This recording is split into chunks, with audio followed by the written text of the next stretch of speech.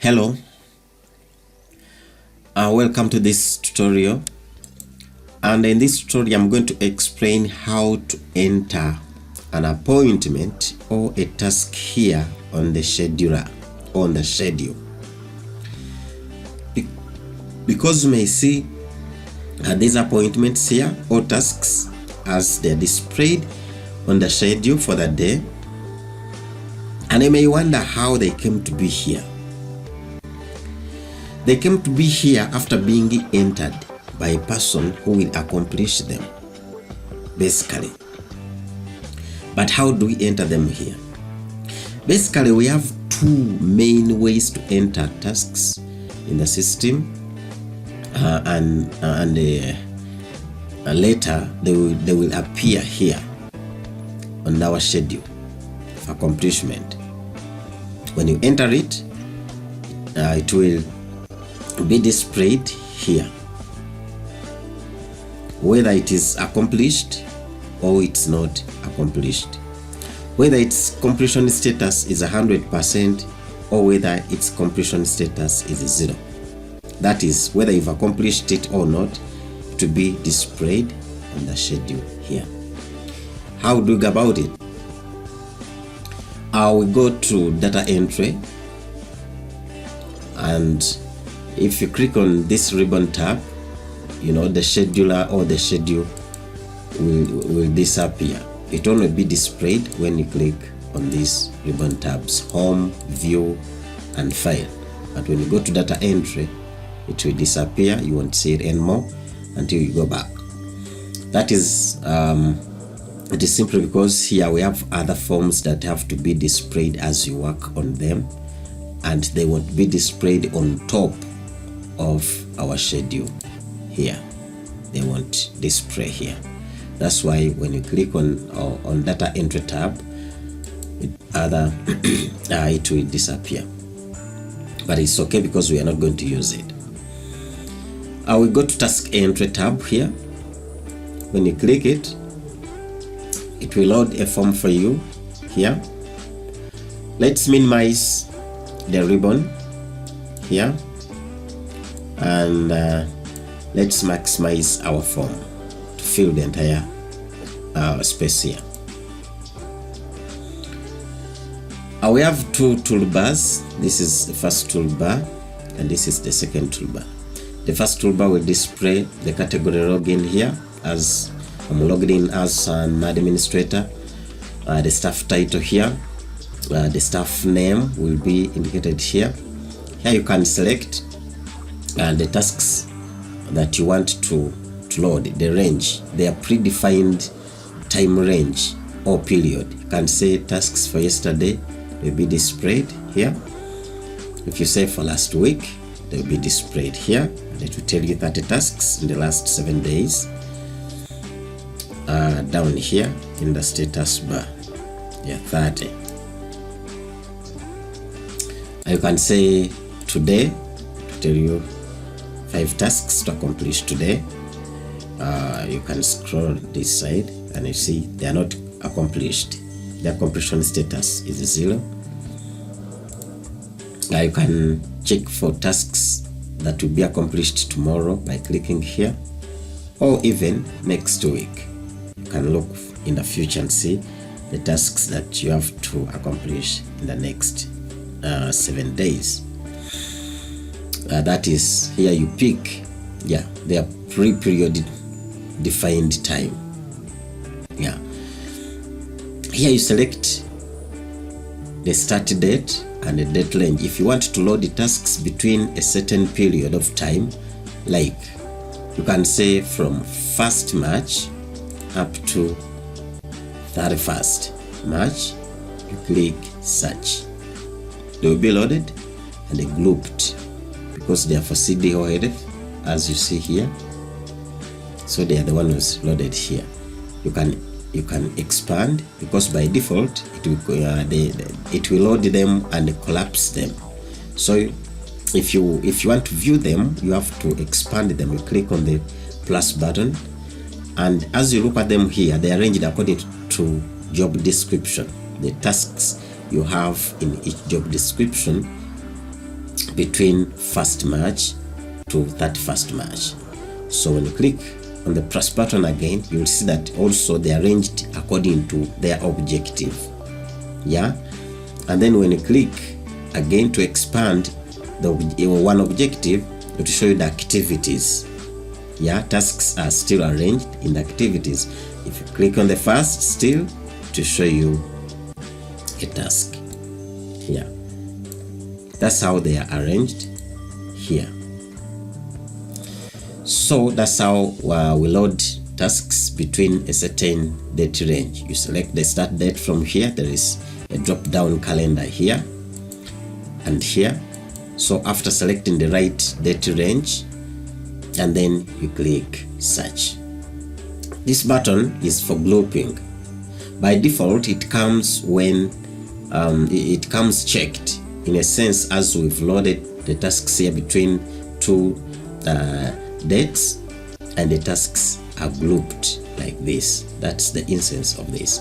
If you uncheck it, tasks shall be ungrouped there and then.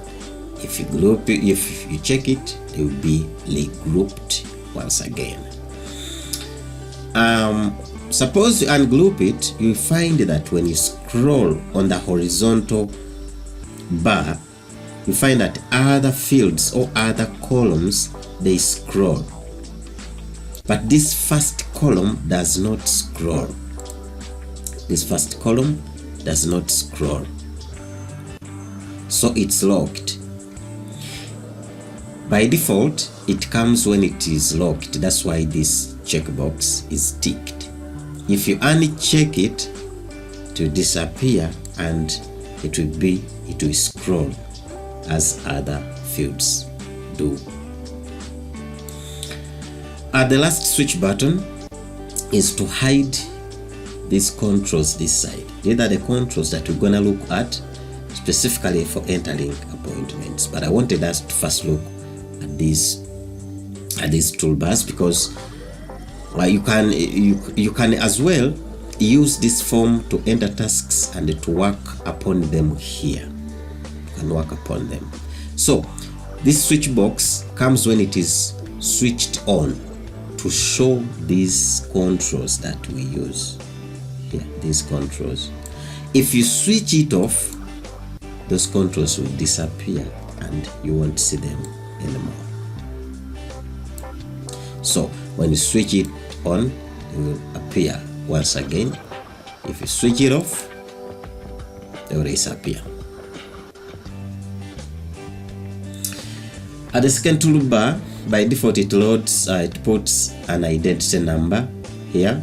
These are unique task numbers. It's a 32-digit number, as I said earlier in other tutorials, separated by dashes. These are 8, 4, 4, 4, 12 digits. Total, they are 32. So it's a unique number. We call them global unique identity numbers. So they are used so much in all applications. So we use them here to identify each task. Each task we have a unique number. When I click it here, it's loaded here. Though here it's in lowercase, here they're displayed in uppercase, but it's the same. But by default, it will load an ID here. This button loads all tasks. All tasks. When you click it, all tasks are loaded, and it will tell you that you have 721 tasks here. And when you check on our status bar, we have a total of 721 tasks here. As you see, they are here. Those are the tasks that have been loaded on our table. This button is used to generate tasks. let's switch on the controls. After filling all these fields, this button will enable you to generate a task and load it in the table here.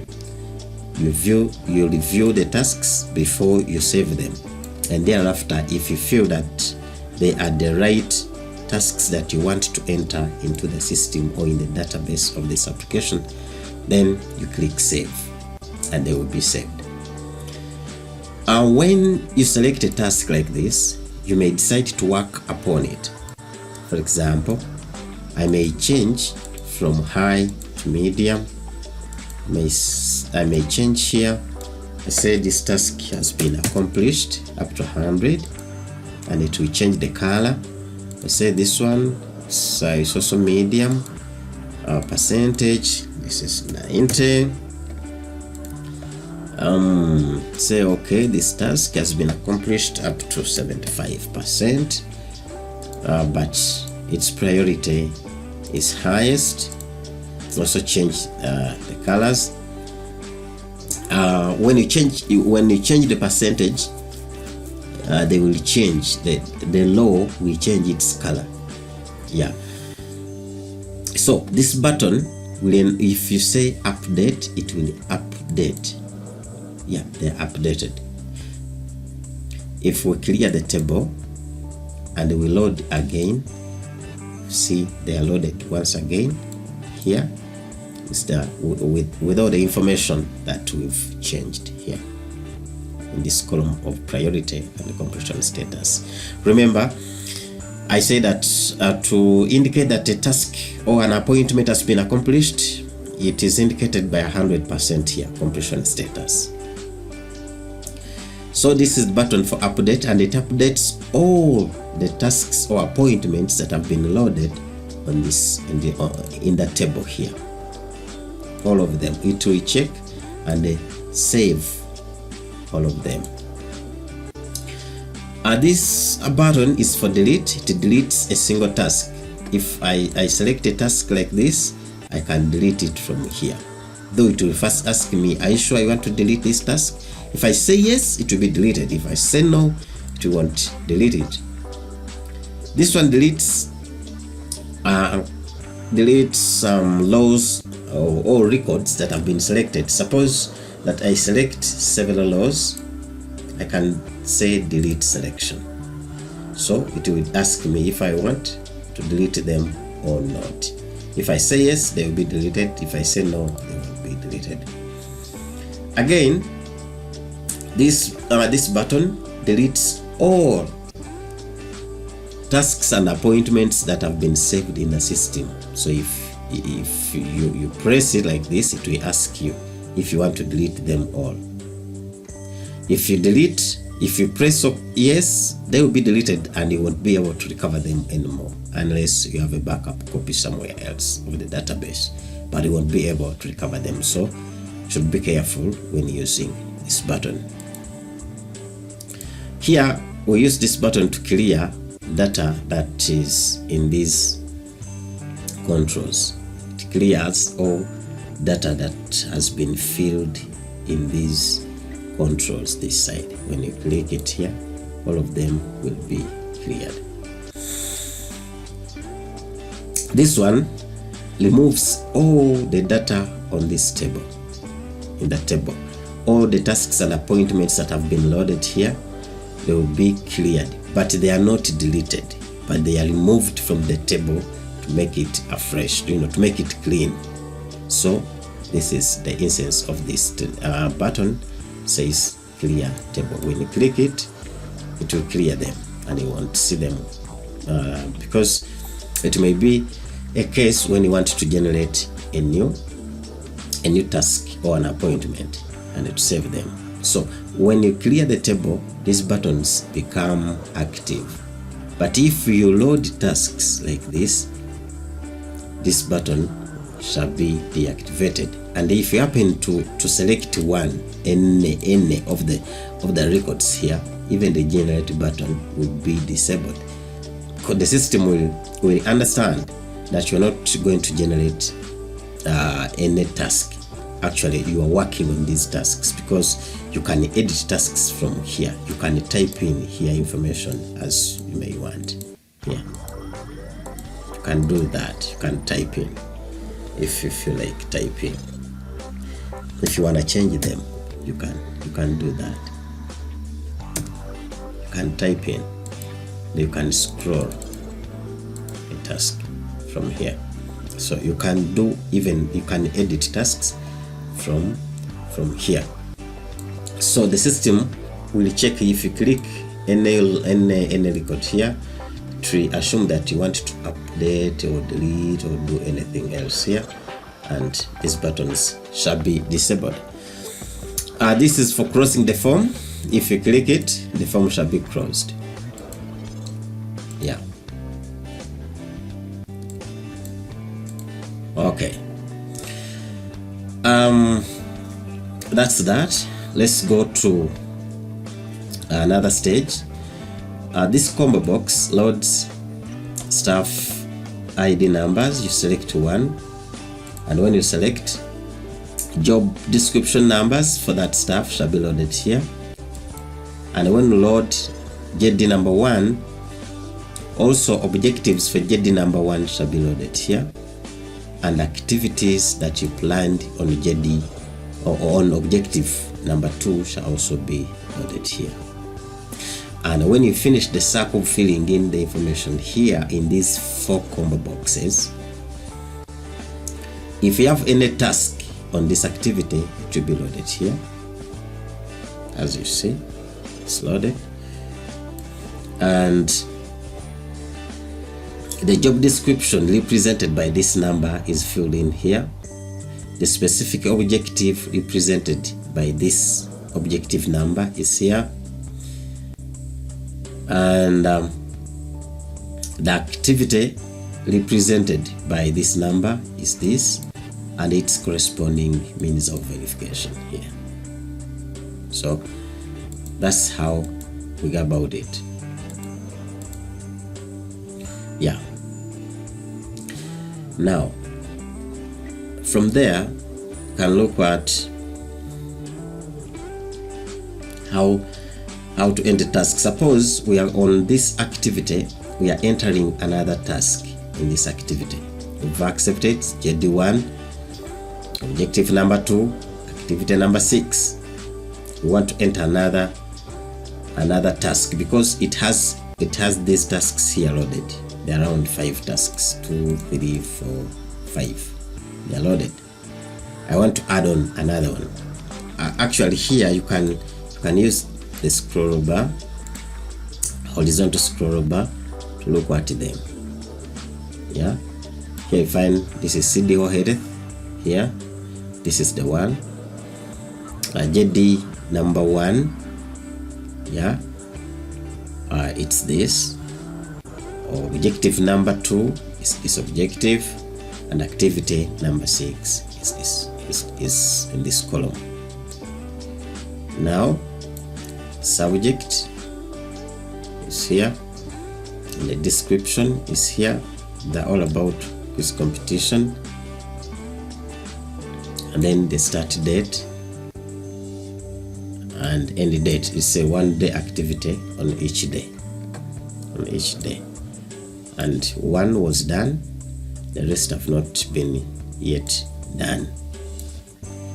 Now, here, when we go down here, after making a decision to add another task here on this activity, you select when the activity should occur. This is recurrency date definition. We define every 1 day, every weekday, including Saturdays and Sunday. You come here. You can set a task to occur every 1 week, or to occur on every Monday or Tuesday or Wednesday or Thursday or Friday, or on each day that you select here. You can select all days that you feel like the activity should be done. You can also decide if you want the activity to occur on a monthly basis. You can say on 13th day of every 1 month, or on 13th of every 2 months, or every 3 months, or the first day of every 1 month. Here you can add, you can change it first day or first weekday of every 1 month or 2 months. So it depends, or on the third weekday, on the third weekday of every 2 months. Yeah, you decide, or you can also do it on a yearly basis. But let's use a day and have one example done. Here you say, I want to have a task happen on one day, let's say on 14th, and it will begin at 11. You can use this bars here, 11 sharp,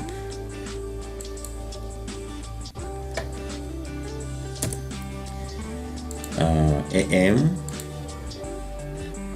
You can say end after 30 occurrences, but we are going to use this just one day, and the end on the 13th. Now let's use 14th of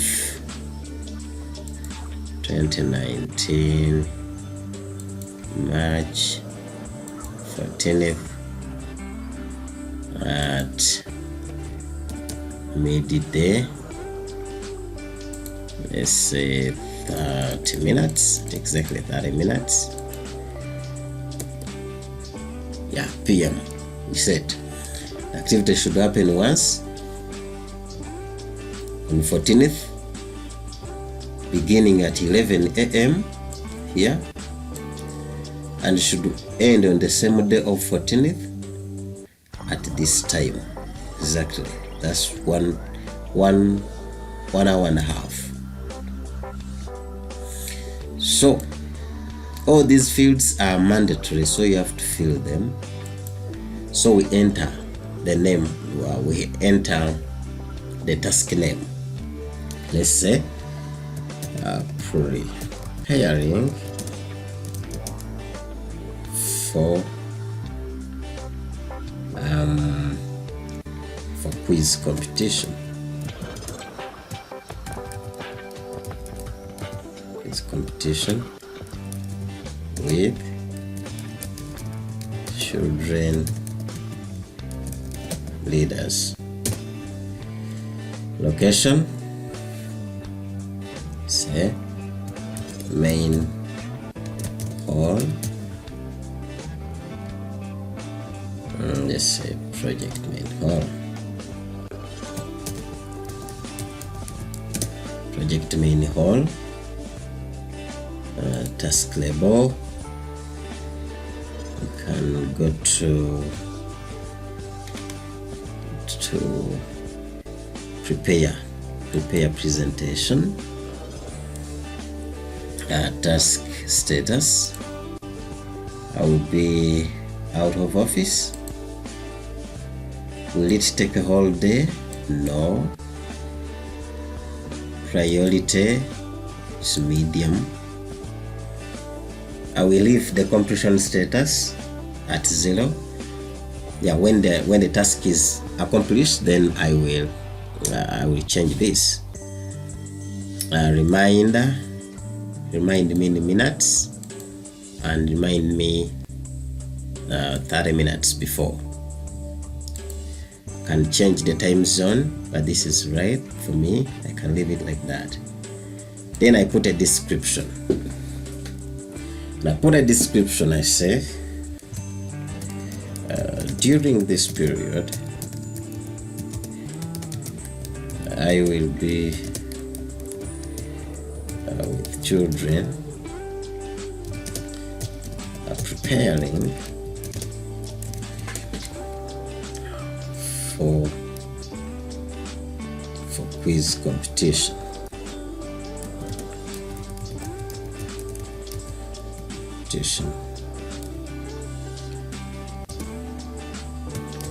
Children leaders